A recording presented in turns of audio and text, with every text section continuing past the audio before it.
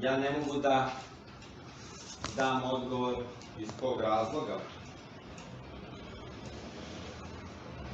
jer je analiza drške drugog noža, a mislim na uzorak 18, 174, 35. Samo stavite povlake. 18 povlaka. Da. 174 povlaka 35.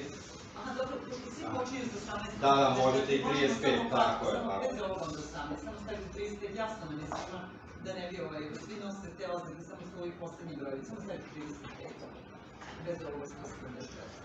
A mislim na uzorak 35, dobro, dalje. Dala jasan DNK profil.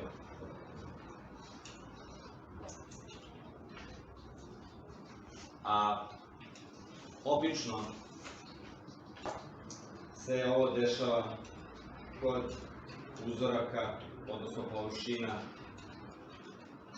koji dugo nisu korišćene ili su među vremenu tretirane nekim agentima radi otkrivanja papilarnih linija, eventualno.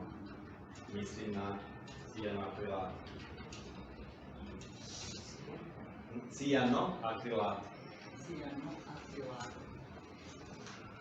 A meni nije poznato da li je takav postupak vršen pre dostavljena navedenog noža.